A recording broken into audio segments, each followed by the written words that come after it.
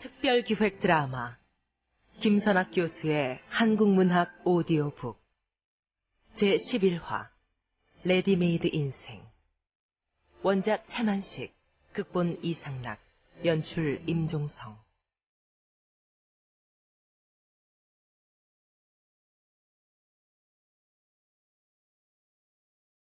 안녕하십니까. 2002년 동짓달 11월의 한국문학 오디오북입니다. 오늘 감상할 작품은 최만식이 작가로서의 입지를 확고하게 다진 소설 레디메이드 인생입니다. 이 작품은 1934년 신동아지에 발표되었습니다. 최만식은 일제강점기의 불안한 사회를 배경으로 지식인의 불우한 삶을 풍자한 소설과 희곡을 썼던 분입니다. 아호를 백릉 또는 채홍이라고 하였습니다. 1902년 전북 옥구군 인피면에서 태어나 어릴 때 서당에서 한문을 익혔고 고향의 인피보통학교를 졸업하고 상경하여 서울의 중앙고보를 졸업하였습니다. 일본 와세다 대학 부속 제1고등학원 문과에 진학하여 재학 시 축구선수로 활동하기도 했습니다. 이후 동아일보, 조선일보, 종합교양지 개백의 기자로 재직하기도 하였습니다. 지병이던 폐결핵이 악화되어 광복 이듬해인 1946년 이리시 고현에 내려와 작은 형집에 기거하면서 비참한 생활을 계속하다가 1950년 50세를 채우지 못한 아까운 나이로 타계하였습니다. 대표작으로 장편 탕류와 태평천하, 단편으로 오늘 감상하고자 하는 레디메이드 인생과 치숙 등을 들 수가 있습니다. 레디메이드라는 기성품이란 의미입니다. 따라서 레디메이드 인생이란 기성품으로서의 삶, 즉 기성품 인생이란 뜻으로 해석할 수 있습니다. 이 작품의 주인공 P는 좌파운동을 하다가 포기한 좌절한 지식인입니다. 1930년대 중반기는 문학사적으로 프로문학과 민족진영문학이 퇴조하고 거기에 대체되어 세태와 사회 현실을 풍자적으로 다루는 소설이 나타나기 시작했습니다. 이 작품은 그런 문학사적 맥락에서 나타난 풍자 고발 소설이라고 말할 수 있습니다.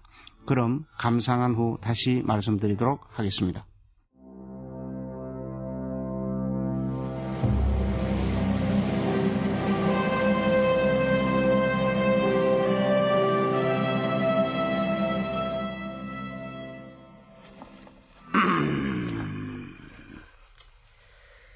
그 사정이야 딱하지만은 어디 빈자리가 있어야 말이지. 에? 아니 뭐 지금 당장 어떻게 해주십사 하고 무리하게 조를 수야 있겠습니까만은 저 혹시라도 이 다음에 결혼이 있다든지 하면 그때는 좀 꼭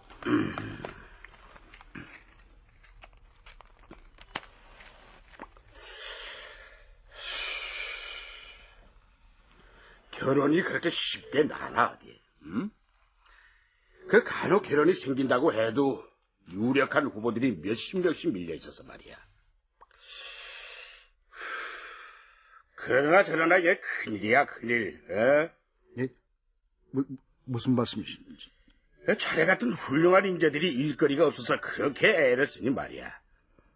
내가 자네처럼 신문사에 취직 부탁을 해오는 인테리 청년들한테 늘상 하는 얘기지만은 실학문을 했다는 사람들이 왜 한결같이 도회지에서 월급 생활만 하려고 하는지 모르겠다 이 말씀이야. 지금이라도 그 당장 농촌으로 돌아가서. 농촌으로 돌아가서 뭘 합니까? 헤헤, 참 그거 다 모르는 소리야. 조선은 농업국 아닌가? 전 국민의 8알이 농민이라고. 따라서 조선의 문제는 곧 농촌의 문제가 아닌가 이 말이야. 자네 같은 젊은 지식인들이 농촌에서 오죽할 일이 많아? 전 무슨 말씀인지 도통 못 알아듣겠는데요. 저희 같은 사람이 농촌에 가서 할 일이 있을 것 같지 않다 이런 말씀입니다. 까짓까 기왕에 취직은 글러먹은 것 같고 속 시원하게 시비라도 한번 해보고 해야 되겠어. 나는 당신이 농촌 사업을 하라고 운운하는 것이 그저 지식계급에 구직군이 넘쳐나는 것을 보고 젊은 지식이여 농촌으로 돌아가라 따위의 얘기를 막연한 구호삼아 동원하고 있다는 사실을 간파하고 있어. 아니, 당신은 나처럼 취직 자리를 부탁하러 온 사람들에 대한 적대수단으로 조자룡 헌칼 쓰듯이 그런 현실성 없는 구호를 주워 섬기고 있는 거야. 농촌에 가서 할 일이 없다니 말이 되나? 에? 가령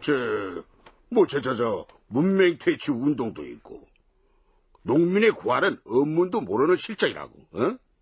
그뿐인가? 생활 개선 운동도 있고 젊은 시절에 헌신적으로 말이야. 헌신적으로요? 그렇지. 꼭 할테면 헌신적으로 해야지. 아니, 당장 내 코가 석자인데 뭘 먹고 헌신적으로 그런 사업을 합니까?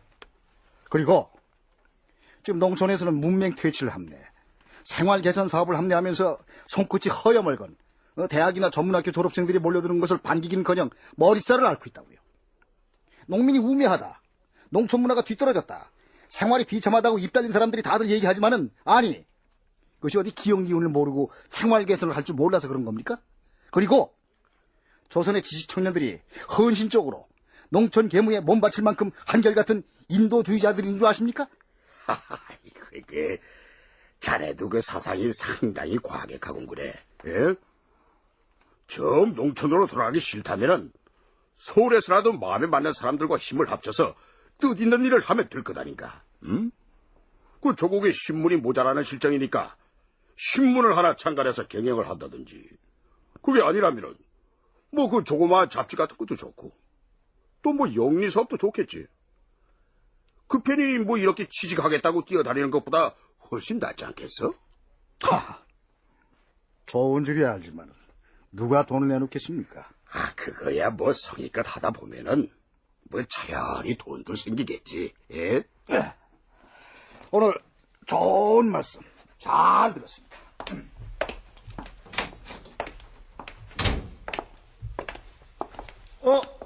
오늘 신문사에 온 줄 몰랐는데 사장 만나고 나오는 길이요? 아니야, 그냥. 우리 신문사 취직은 단념해야 할 것 같소.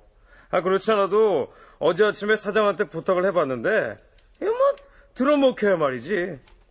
신문사가 형편 어려운 사람 구제해주는 구제기관이냐고 하길래 더 할 말이 없습니다.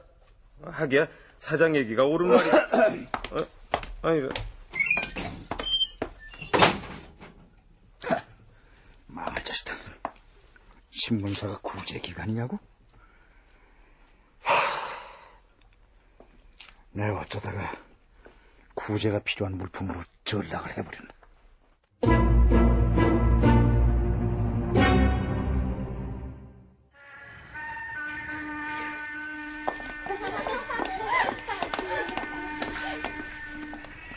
그는 광화문 내거리의 기념비강 옆에서 발길을 멈추고 어디로 갈지 몰라 걸음을 망설였다. 봄 하늘이 맑게 개었다. 햇볕이 살이 올라 온몸을 싸고 돈다. 덕석 같은 외투를 벗어버리고 말쑥말쑥하게 차려입은 젊은이들이 봄볕처럼 명랑하게 거리를 오간다.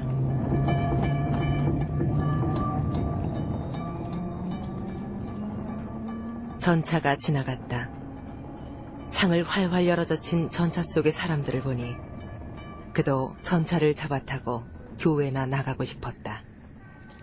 그렇지만 이 꼴을 하고 그림 맛을 못 본 지 몇 달이 지난 낡은 구두에다가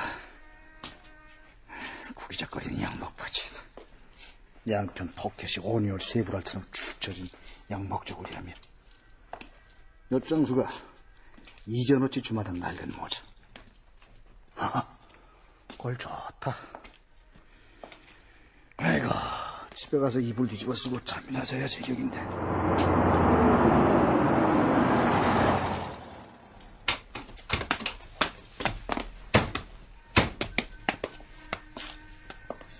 기념비각 앞에 자동차 한 대가 달려와 서더니 서양 사람 내외가 내린다. 사내가 비각을 앞뒤로 구경하며 비문을 설명하고 여자는 사진까지 찍는다. 고종직이 42를 기념해서 세운 비석인데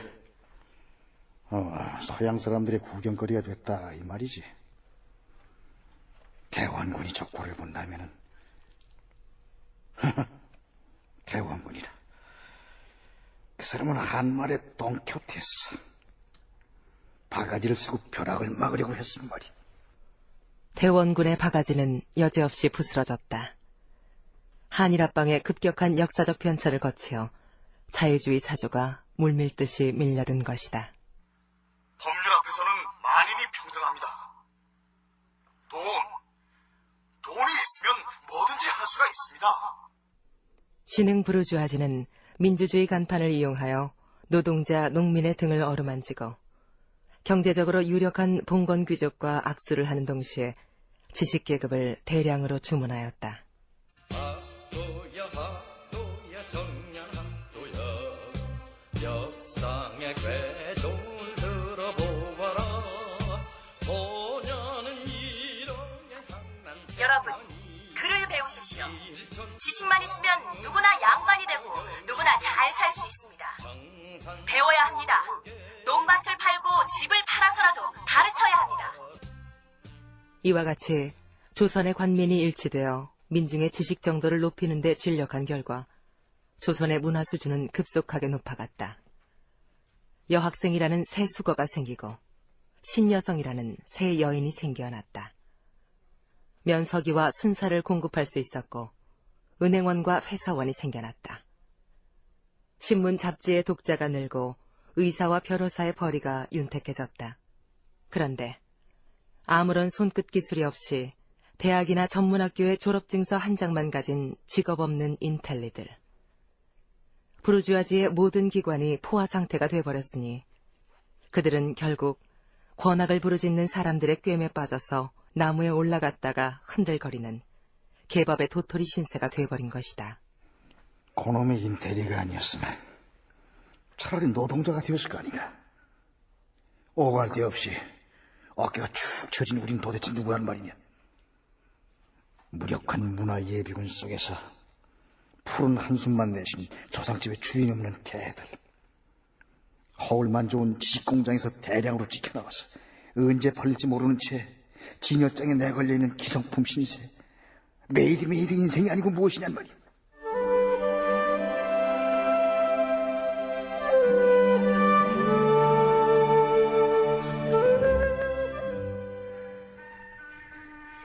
광화문 내거리에서 총독부 쪽으로 어실어실 걸어가노라니 그의 그림자가 짤막하게 앞에 누워간다. 이놈의 그림자가 어디로 자꾸만 도망치는 것이냐. 여기 있는 나는 이렇게 생겨먹은 나인데 거기 자꾸 도망치는 또 다른 나란 놈은 어떻게 생겨먹은 놈이냐.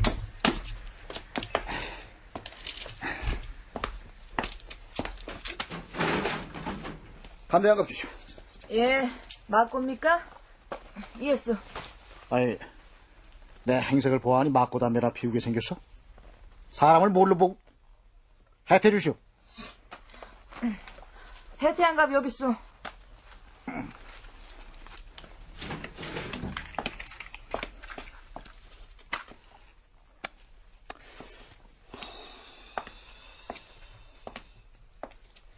그는 혜태 한 개비를 꺼내어 붙여물고 다시 전찻길을 건너 개천가로 해서 올라갔다. 인제는 포켓 속에 남은 것이 꼭 동전 몇 푼이다. 그나마 엊그제 겨울 외투를 꼭 사원에 잡혀서 생긴 것이다. 삼원은 방세 한 달치를 주고 나머지 1원에서 전등싹 한 달치를 주고도 싶었으나 그러고 나면 그 나머지로 설렁탕이나 호떡을 사 먹어도 하루밖에는 못 산다. 그래, 그대로 넣어두고 한 이틀 지내는 사이에 1원 돈이 거진 달아났던 판인데. 에이, 참. 막고를 사는 건데 공연한 객길 뿐이라고 혜태를 사는 바람에. 어디 포켓 속에. 그래도 잔돈하고 지폐를 합쳐서 3원이 남았다 이 말이지. 3원을 2곱하고 또 2곱씩으로 곱셈을 쳐나가면은 6원에서 12원 다시 24원 48원 96원 190. 그러니까 8원 모자란 200원이니까 다시 400원이 됐다가 800원 1600원 3200원 6400원 12800원. 거기서 800원을 떼버리고 계산하면은 24000원. 그러니까 3원을 가지고 18번만 고부를 계산하면 253만 원이. 150만 원 만들기. 야, 그거 뭐 별로 어려운 일도 아니더구나. 그래, 그놈만 있으면 우선 100만 원을 들여서 16페이지짜리 신문을 하나 창간하는 거야. 응? 그렇게만 된다면은. 이야, 16페이지나 되는 신문을 만들다니.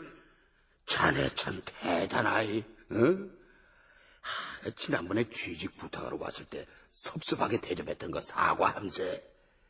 내가 거목이 될 인재를 몰라봤어. 앞으로 많은 지도 편달 부탁하겠네. 그렇게만 된다면 그 신문사 사장의 엉엉 우는 꼴을 볼 수 있으련만 그는 당장에 삼청동 꼭대기에 사글세로 들어있는 허름한 행랑방의 방세와 전등삭을 걱정해야 하는 처지였다.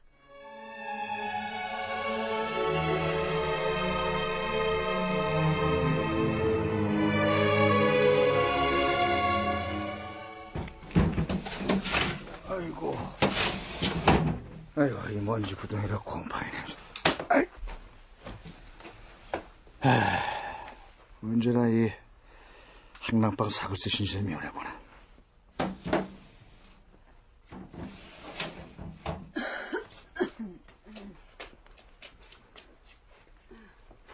이방 젊은이 들어오셨어? 아이고, 이게 또 방쌤이 전등삭 다른 기나 들어올 텐데.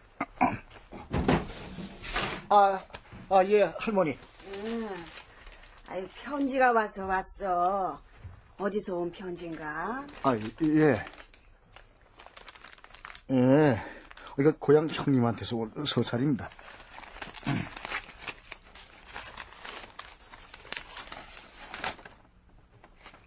그동안 잘 있었느냐? 너가 아들 창선이 땜시 비를 들었다. 너도 아다시피 너가 너의 내자와 헤어지고 나서 너도 살밖에 안 된 아들놈 창선이를 이 성한테 맡기고 다관으로 떠난 뒤에 이 성님은 조카를 내 아들 한 가지로 보살펴왔니라. 너가 서울로 떠날 때 창선이가 보통학교에 갈 나이가 되면은 데리고 가겠다고 했는데 너의 사정이 여의치 않아서 내가 일단 여기 시골의 보통학교에 입학을 시키지 않았겠냐. 그란디 우리 집 역시나 극빈자 집안이라 도저히 월사금을 댈 수가 없어서 중도 퇴학을 시켰니라. 너는 창선이한테 생일이라도 시키라고 했지만은 백부되는 사람의 도리로 봐서나 집안의 체면으로 봐서 창선이한테 차마 생일은 시킬 수 없으니라. 요새는 배워야 하는 시상이 아니냐. 너는 고만치 많이 배웠는디 아들놈을 요렇게 방치해서 되겠느냐. 어린 것이 굶기를 밥 먹듯이 하면서 나머지 아그들이 학교에 댕기는 것을 부러워하는 꼴은 큰애비로서 차마 애처로워서 못 보겠다. 여비가 변통되는 대로 기차를 태워서 올려보내고 전보를 칠 것이니까 정거장에 나와서 데리고 가거라. 뭐? 집안의 체면 때문에 가르쳐야 한다고? 공부를 시켜? 난 아들놈을 죽어도 인텔리를 만들진 않을 거야. 아이, 집에서 온 편지요? 예? 아이, 무슨 걱정이 생긴 모양이구랴. 아닙니다.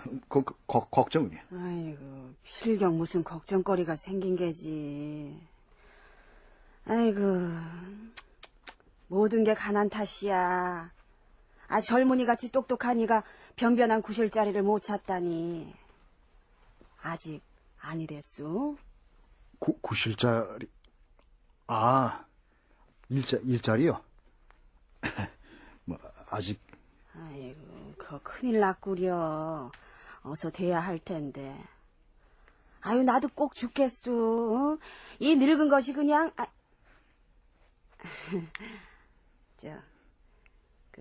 그동안, 혹 돈 좀 마련되지 않았소? 예, 아직 좀. 아이고, 저걸 어쩌나. 오늘은 물값이야, 전기불 값이야. 사무 받으러 달려들 텐데. 죄송합니다. 며칠만 미루십시오. 설마니 제가 아니 드리고 야반도주 하겠습니까? 아이고, 아무렴. 실수야 없을 줄 알지만 내가 하도 옹색하니까 그러는 게지.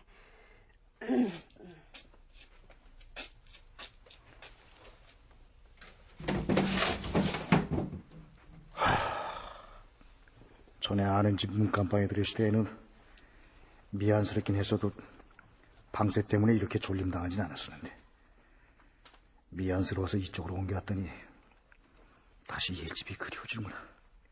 아이고. 그건 그렇고 장선이 놈이 어찌한다.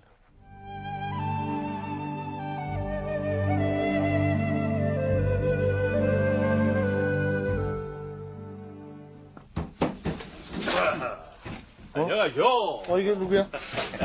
아니, 그 동경유학파 법률학도 하고 정경학도가 이런 누천대까지 어인일로 행차하셨나?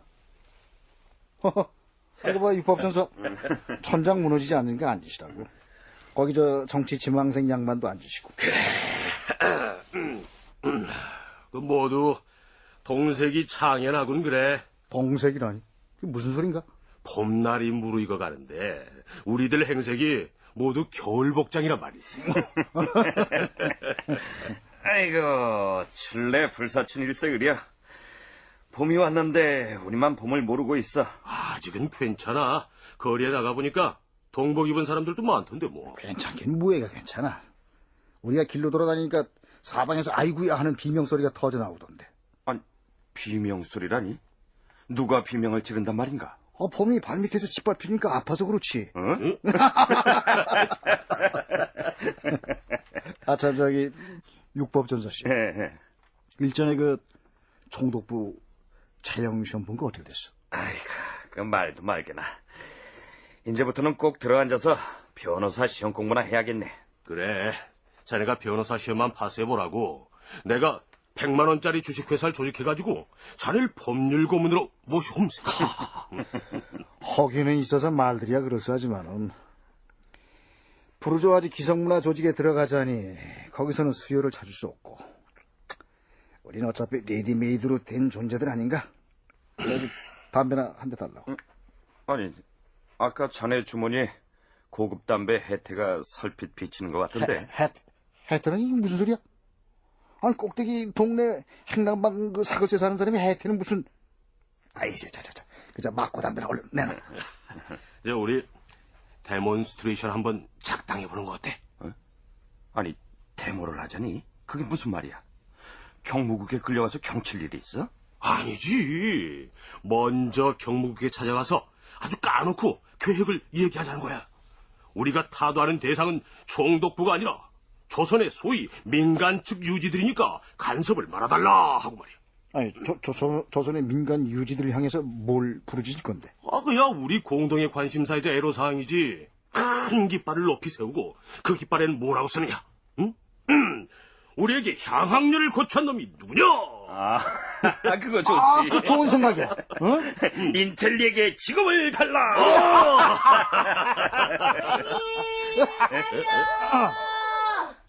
싱싱한 냉이를 싸구려로 팝니다. 냉이 사려.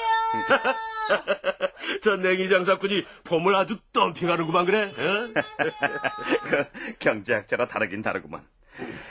아이고, 우리 하숙에선 채소를 어지간히 먹여야지 원. 우리가 초식동물도 아니고 말이야. 밥값을 잘 내봐. 밥상에 풀만 오르나. 하긴 나도 석 달치나 밀렸네. 나도 그쯤 될 거야. 아이고, 난 돈을 보면 그동안 잘 있었는지 초면 인사를 해야 할 지경이야. 만난 지가 하도 오래되나서. 나한테 좋은 수가 있네. 무슨 소린가? 자네는 오랫동안 구경 못한 돈 구경하고 우린 그놈으로 한 잔 먹고. 한 잔 말이 나으니 말이지. 요즘 같으면 술이나 시간 먹고 주정이라도 했으면 속이 다 시원하겠네. 거봐, 자네도 그렇지? 방법은 아주 간단하이. 육법 전서께서 법률책 5권만 4.3구락배 잡히라고. 아니, 나더러 부모님이 사주신 법률책을 전당포에 잡히란 말인가? 에이, 그건 턱도 없는 소리 말게. 자네는 결국 오늘 저녁에는 잡히고야 말걸세.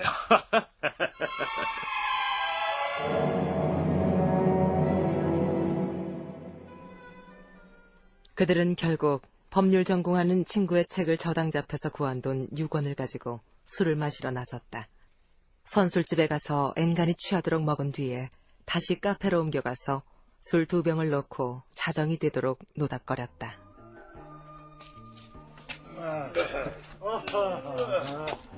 오늘 육법 전설을 잡히고 술타령을 하러 나는데 말일세. 이대로 들어가 버린다면 도람이 없지 않는가 이 말이야. 그렇지. 우리가 결혼을 안 했으니 그렇다 쳐도 저 친구는 저 시골의 장선인가 하는 아들내미까지도 결혼 경험이 있는 친구 아닌가. 그러니까 독수 공방 하느라 지쳤을 테니 오랜만에 저 친구한테 장가 한번 다시 보내세 그려. 응? 그 좋은 생각이고 말고. 저쪽으로 들어가자.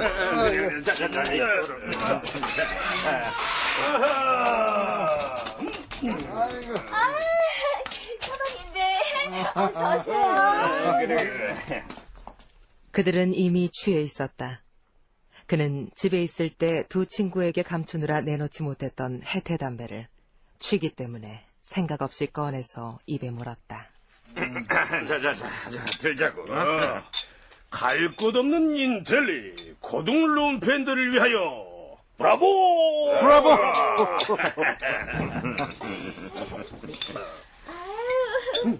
오랜만에 오셨습니다, 변호사 나으리. 이 친구가 벌써 변호사로구나. 그래. 변호사 맞지. 근데 재판정에 가지고 나갈 법률책을 딴 데다가 맡겨두고 왔으니 이게 아주 큰일이 났지 뭐야. 법률책을 딴 데다 두고 오시다뇨? 그런 일이 있었느니라. 더는 알 것도 없고. 자, 너 저 도라지 타령이나 한번 해봐라. 네. 도라지, 신신산천, 도라지. 내가 왜 이렇게 졸리냐. 자, 지금 마저 나 좀 한숨 눈 좀 붙일게. 진짜. 이보게. 자, 우리는 나가자고. 자.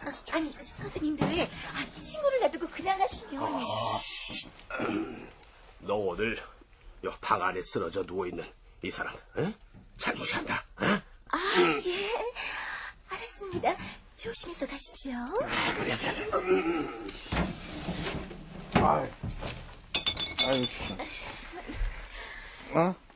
이 친구들 다 어디로 가버렸어?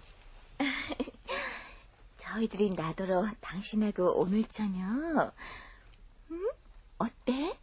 응? 뭔진 몰라도 그렇게 하려무나. 싱거워. 자고 가. 절대로 하지 않느냐. 그런 말이 어딨어. 그래. 자고 가자. 근데 너 이런 집이 언제 왔지? 작년에. 나이가 몇 살이냐? 18. 부모는? 부모가 있으면 이 짓을 하겠어? 왜? 이 짓이 나쁘냐? 나도 사람이야. 난 네가 신선인 줄 알았더니 이제 보니까 사람이었구나. 듣기 싫어. 자고 가. 우리 마누라한테 자볼기 맞고 쫓겨난다. 에이, 그러면 나한테 와서 같이 살지 뭐. 여기 내 빚 80원만 물어주면 해. 80원이냐? 응? 아슬아, 아이고, 알겠다. 가지마. 자고 가. 나 돈 좀 줘. 응? 내가 돈이 있어 보이냐? 아까 보니까 돈 소리가 짤랑짤랑 나던데? 자고 가고 나 돈 좀 주고 가라. 응? 얼마나? 50전만. 아니 20전이라도 주고 같이 자도 돼. 제발 가지마. 그래, 너 좋아하는 거 여기 있다. 너 다 가져.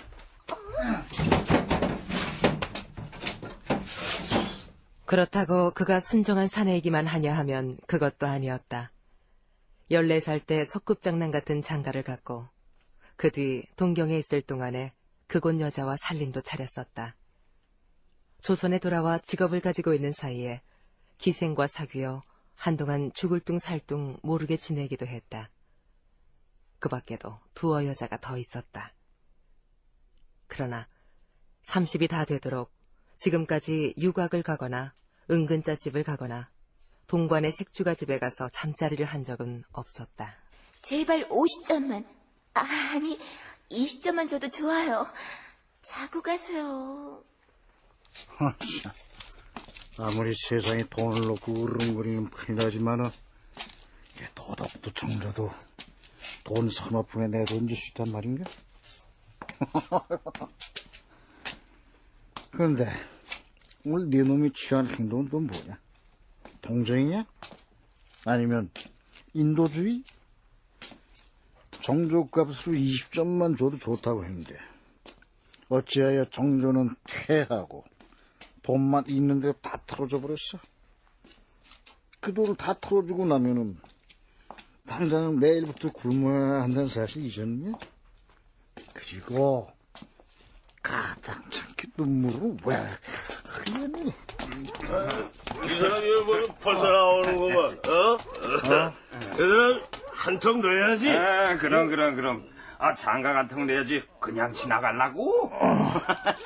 이 친구인데 어찌 기운이 없어? 고기만 절레절레 흔들고 있어. 이보게, 그 자네 너무 무리한 거 아닌가?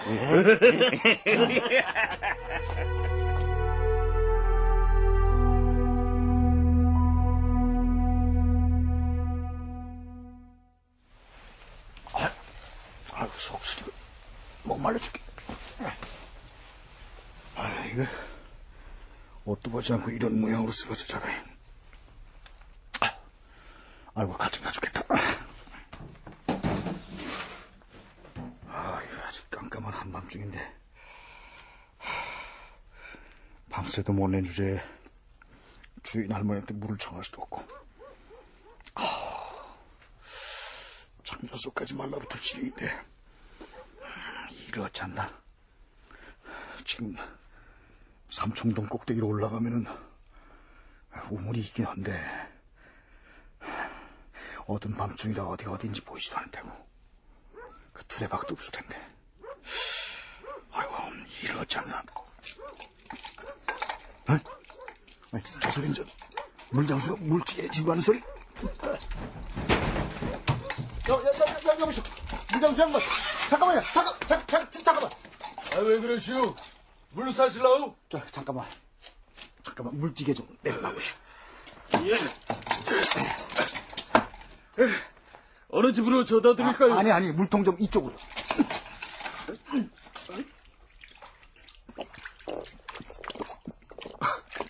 아이고, 원 세상에. 한강물을 다 퍼마셔도 모자랄 기세를 그려. 사정 이야기도 변변히 하지 않은 채 한동이는 되리만큼 냉수를 들이켰다. 물장수가 어이없어 물끄러미 치어다보고만 있었다. 밥보다 더 급하게 그립던 물을 실컷 들이켜고 나니 찌뿌드드하게 엉킨 듯 불쾌하던 취기도 저기 거치고 정신이 말쑥하여졌다. 그런데 냉수를 들이켜서도 씻겨 내려가지 않은 꺼림칙한 기억이 있었다. 제 정조를 드릴게요. 50점만 주세요. 아니, 20점도 좋아요. 제 몸을 20전에 팔겠어요.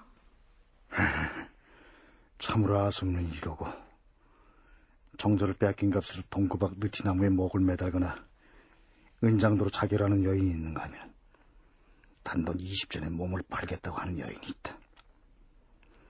그 두 여인이 모두 조선의 여인이다. 그렇지. 나무라기로 들면 차라리 그까지 정조 따위를 잃었다고 자살한 여자를 나무랄 것이지 20전에 팔겠소 하는 여자를 나무랄 수는 없는 노릇이지. 16살부터 시작해서 3년이나 색주갓집으로 굴러다닌 여자가 아닌가? 언제 누구에게 귀떨어진 도덕관념이나 정당한 인생만을 얻어들은 적이 없을 테니 말이야. 이래도 한 세상 저래도 한 세상이라지만 요즘 세상은 여러 가지 시대사조가 얼클어지고 설클어져 있는 시대가 아닌가. 그러니 여자의 정조에 대해서도 일률적으로 선악과 시비를 가릴 수도 있는 것도 아니지.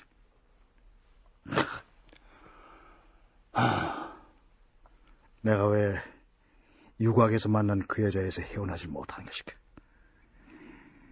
홧김에 던져주고 온 현금 3원 때문은 아닐 텐데.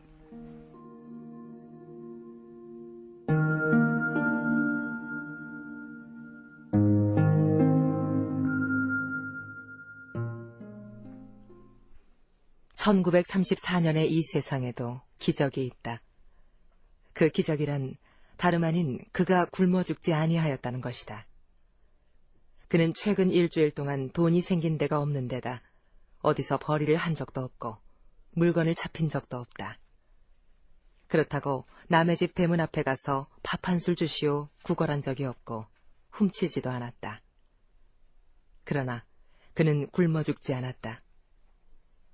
그가 부르주아지 축에 끼는 인텔리가 아니요 노동자였더라면 그동안 거지가 되었거나 비상수단을 썼을 것이다. 그러나 그에게는 그러한 용기도 없다. 그러면서도 죽지 아니하고 살아있다. 그렇지만 죽기보다 더 귀찮은 일들이 잠시도 그를 해방시켜주지 아니한다. 절민이, 이게 어디서 온 것인가? 전보가 왔어. 네, 전보요? 저한테 말입니까? 응. 자, 읽어보시오.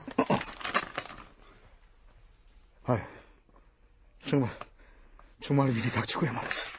아이고, 왜? 안 좋은 일이 생긴 것인가? 예? 응? 고향에서 누가 세상을 버리기라도 했어? 아니에요, 할머니. 세상을 버리긴요. 9살짜리 촌놈 하나가 세상 하나를 새로 얻겠다고 쳐들어온다지 뭡니까? 무슨 소리를 하는 건지 참. 이 큰일이라구만. 창선이란 놈이 내일 새벽 기차로 경성역에 도착한다. 이 골방에서 내가 아들놈과 살림을 차린다는 말이지. 그래서 그렇다면 이리 오실 때가 아니지. 어디 가서 돈을 구해봐야 돼. 에? 하다못해 밥 끓여 먹을 냄비하고 숟가락 2번은 있어야 되지 않겠어? 돈을 구해봐야 돼.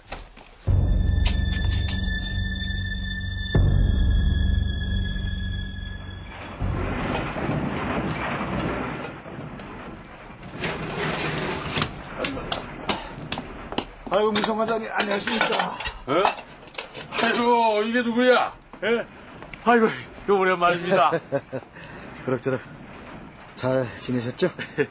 예. 아니, 그런데 그 그릇들은? 네, 저는 생활 개선 운동에 뛰어들었습니다. 나도 밥도 끓여 먹고 김치도 담가 먹고 생활 개선을 해야 되지 않겠습니까?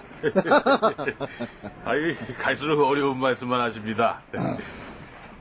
지난번에 그 잡지사 그만두셨다는 얘기 들었습니다만 지금은 어디서 뭘 하시는지? 예, 그저 그렇게 지내지요. 잡지사 근무할 때 여러 가지로 편히 봐주셨던 은혜 잊지 않고 있습니다. 아이고, 이건 별 말씀을. 저희가 고마워야지요. 그런데 어쩐 일로? 네, 혹시 이 인쇄소에서 아이 하나 쓸 요량이 없으신가 했어요. 인쇄일이 생각보다 어렵습니다.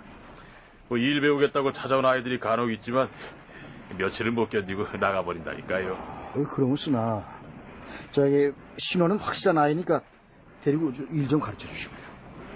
보통 학교를 마쳤나요? 아니요. 나이가 몇 살인데요? 네, 금년에 9살입니다. 9살이요? 기왕에 일을 배울 때면 아주 어려서부터 배워야죠. 그래도 너무 어려서 네 집인데요. 네, 사실은 내 자식입니다. 예? 왜요? 내 자식이라고 공장에 못 보내라는 법 있답니까? 에이, 괜히 실없는 소리를. 자제라고 해야 들어줄 것 같아서 그러지? 아니, 그렇지 않아요. 내 자식놈이 맞습니다. 그럼 왜 공부를 시키지 않고? 인쇄일 배우는 것도 공부 아니요. 그건 그렇지만 학교에 보내야지요. 학교에 보낼 처지가 못 되고 또 보낸댔자 사람 구실도 제대로 못할 것 같은데. 참, 모를 일이요. 우리 같은 놈은 이 짓을 해가면서도 자식 공부시키느라 애쓰는데 되레 공부 중하다는 걸 아시는 양반이 이 보통 학교도 안 마친 자제를 공장에 보내다니요. 내가 학교 공부를 해본 나머지 그게 영 못 쓰겠다는 판단이 들어서 그 자식놈은 딴 공부를 시키겠다는 것이죠. 글쎄요. 그러시다면은 내가 내 자식이나 진비 없이 데리고 있으면서 착실히 가르쳐 드리리다만 너무 어린데 애처롭지 않아요? 애처로운 거에 애비 내가 더하죠. 하지만 그게 약이니까. 월급도 뭐 또 일 없으니까 일만 제대로 가르쳐 주긴 하시오. 그는 재차 당부를 하고 인쇄소를 나왔다. 큰 짐 하나를 벗어놓은 것 같이 온몸이 가뜬하고 마음이 느긋하였다. 그는 집으로 올라가는 길에 싸전에 쌀 한 마를 부탁하고 호배추도 몇 통을 사들였다. 저희 할머니, 여기 저 밀린 방새하고 전등싹 있습니다. 아이고, 장모님. 아이, 드디어 취직을 한 게로군, 그래. 아유, 내 그럴 줄 알았어. 아니, 아직 취직을 한 게 아니고 어디서 좀 구했습니다. 죄송합니다만 배추는 사다 놨는데 김치를 담글 줄 몰라서. 아이고, 그런 걱정이랑 말아요. 내 만나게 담가줄 테니. 아, 참. 내일 아침에 아드님이 온다고 그랬지? 내 간장이며 된장, 고추장, 깍두기 다 줄 테니까 갖다 놓고 먹도록 해요. 아무렴 집에서 밥을 해 먹어야 살로 가는 뱀이지.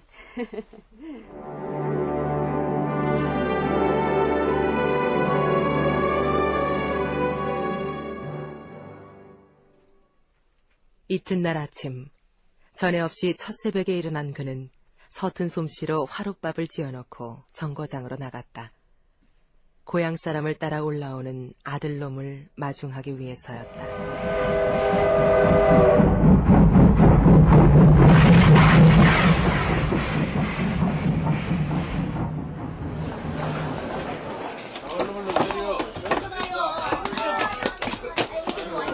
장선이 애비!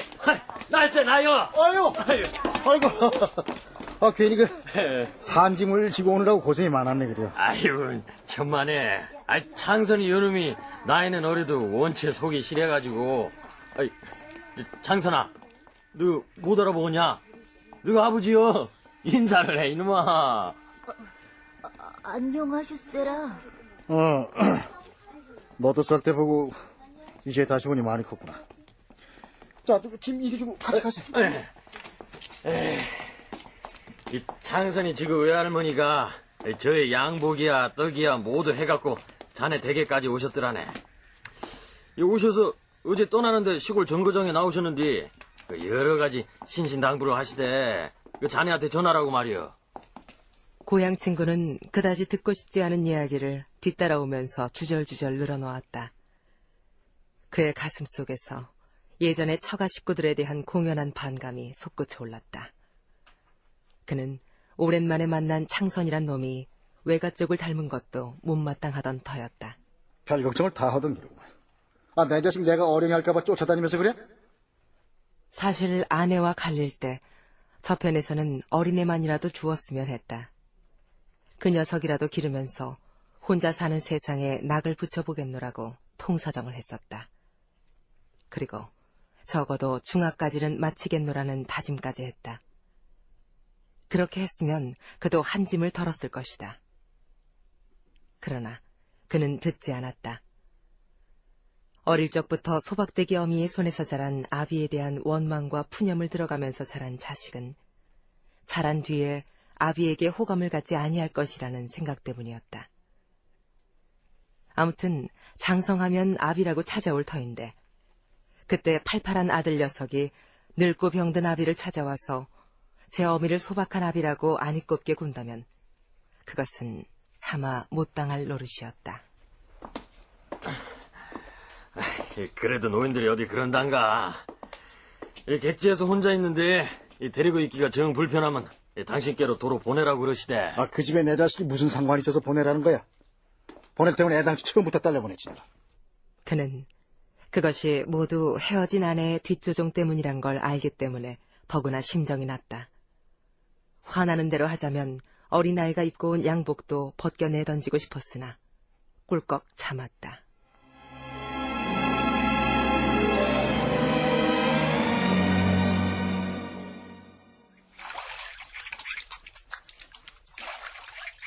이놈의 자식이 뭐가지 떼전 봐 이거. 까마귀가 하래비 하겠다. 자, 이리로 대봐. 애비가 떼 벗겨줄 테니까. 너 어제 저 오후에 찾아갔던 인쇄소 혼자 찾아갈 수 있겠지? 예. 죽도 못 먹는 좀 기어 들어가는 소리 하지 말고 큰 소리로 대답해 놈아. 예. 자, 다시 졌으면 가봐. 출근을 하는 거야. 첫 출근. 너 출근이 뭔지 알지? 예. 다녀오겠습니다.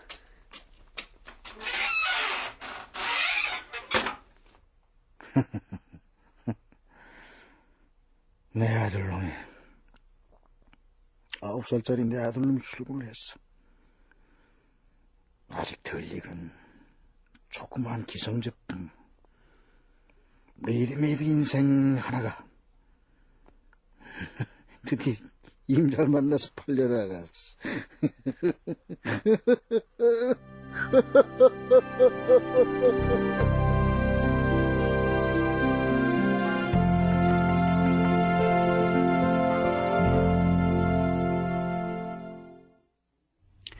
감상하신 작품 레이드메이드 인생의 주인공은 무직자인 지식인 P입니다.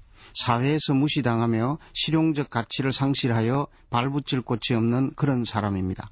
주인공 P는 취직운동에서 백전백패를 당한 사람이고 찌부러진 사회주의자로 나타나 있습니다.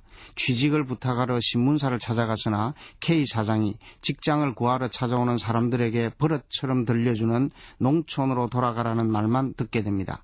P는 K 사장의 말을 비웃고 밖으로 나옵니다.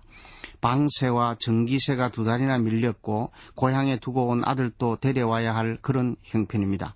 그러나 현실을 타개할 어떤 방법도 그는 찾아내지 못합니다. 결국 작품의 결말에서 P는 9살 난 아들을 인쇄소 직공으로 보내고 맙니다. 자신은 고등교육을 받았으면서 아무런 일거리를 갖지 못하고 어린 아들을 노동시켜야 하는 반어적인 모습을 주인공의 시점을 통해 잘 보여주고 있는 셈입니다. 그러므로 이 작품에서 제기하고 있는 문제들은 시대적 상황에 대한 작가 자신의 남다른 정오와 연결되어 있다고 보아야 합니다. 그래서 악화된 상황 속에서 아무런 자각도 가지지 못한 채 비속하게 생활하고 있는 사람들에 대한 경멸의 어조가 두드러지게 나타납니다. 주인공 P는 내일의 기대를 스스로 포기한 인물이며 공상과 체념과 자기 부정의 힘밖에는 아무것도 갖고 있지 않습니다. 사회와 동료들의 운명을 냉소적으로 보면서 자기 주변에 일어나고 있는 사건으로부터 등을 돌리려고 합니다.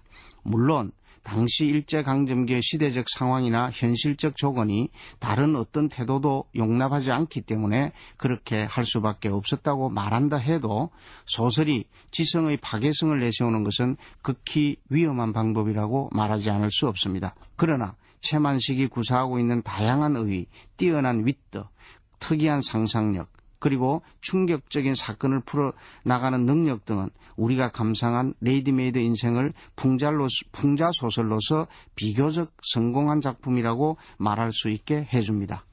애청자 여러분, 차가운 날씨, 건강에 유념하면서 보람있는 휴일을 보내시기 바랍니다. 다음 이 시간까지 안녕히